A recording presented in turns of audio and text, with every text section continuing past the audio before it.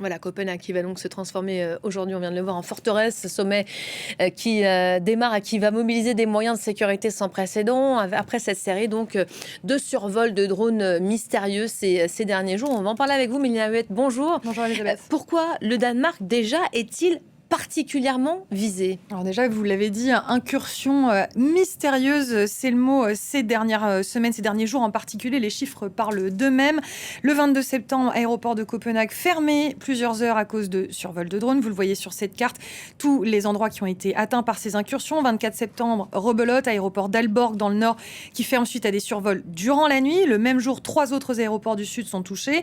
Et entre autres choses, le 27 septembre, c'est la plus grande base militaire du pays, Karup, qui signale 1 à 2 drones, je cite, en pleine nuit. Alors, on ne sait pas s'ils viennent de la Russie, contrairement au survol de l'Estonie ou de la Pologne, où on est là absolument certain de la provenance de ces drones. Toujours est-il que ça montre une certaine vulnérabilité, ou en tout cas du ciel danois ou du ciel européen en règle plus générale. Alors maintenant, pourquoi le Danemark est un point stratégique? Il faut là aussi regarder, vous le voyez, cette carte, puisque le pays occupe une position absolument cruciale. Il contrôle les détroits qui relient la mer Baltique à la mer du Nord. C'est le seul passage maritime entre la Russie et l'océan Atlantique. C'est par là notamment que transitent les navires russes. Alors on parle beaucoup, vous savez, de ces navires, de ces flottilles fantômes russes qui sont sous pavillon étranger. C'est d'ailleurs le cas d'un bateau qui est au large de Saint-Nazaire au moment où je vous parle et qui est sous pavillon béninois.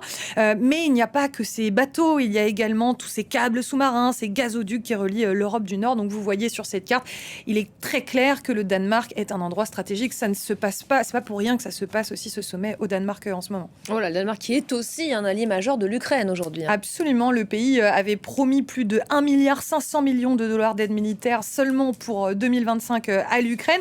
Et puis, plus explosif, annonce début septembre du pays qui dit qu'il deviendra le premier de l'OTAN à accueillir une production d'armement ukrainien sur son sol.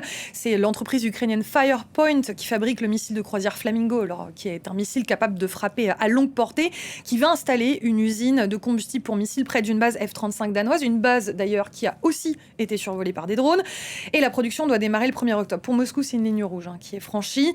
Et donc, on sait que les Européens se préparent ou tentent de se préparer dans les 12 prochains mois, disent-ils, à cette menace qui nous vient du ciel et dont on dit qu'elle vient de la Russie, avec notamment un mur de drones qui avait été annoncé par Ursula von der Leyen le 10 septembre dernier. Alors, en quoi ça consiste? Il ne s'agit pas évidemment de mettre l'Europe sous cloche avec une bulle de plexiglas. Ça ne fonctionne pas comme ça. Il s'agit d'installer des capteurs de détection au sol et par satellite, déjà pour repérer les drones, et puis des systèmes d'interception pour donc les intercepter. Ça veut dire qu'on aurait une ligne qui irait de la Pologne jusqu'au nord de la Finlande. Maintenant, il y a plein de questions qui se posent sur ce mur de drones. On ne sait pas exactement quelle forme ça va prendre.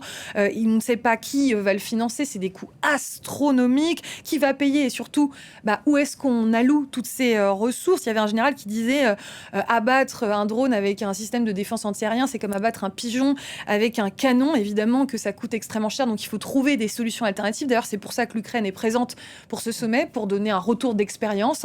On sait qu'ils ont créé des drones, notamment, qui abattent les autres drones pour éviter d'utiliser des systèmes de défense antiaérienne qui coûtent plusieurs millions pour des drones qui, eux, en coûtent plusieurs dizaines de milliers de dollars de production. Et puis, il y a une question de la doctrine.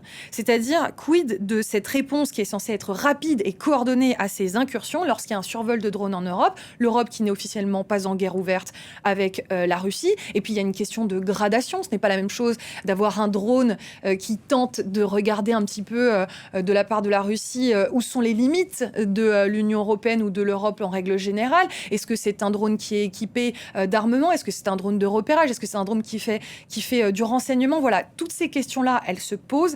Elles sont éminemment importantes. On n'est pas dans le cas de la Turquie, par exemple, en 2015, souvenez-vous, qui en novembre avait abattu un Sukhoi par 2 F-16 turcs qui étaient rentrés dans son espace aérien. L'Europe ne se permettrait pas de faire une telle chose qui serait vue comme une escalade et un conflit ouvert avec la Russie. Donc ça pose la question de quelles sont les limites, et c'est ce dont vont discuter aujourd'hui les dirigeants européens à Copenhague. Et on fera justement le retour d'expérience ukrainien avec James André. Ce sera donc dans le Pré France 24 à 14h heure de Paris. Merci beaucoup Mélina pour le décryptage.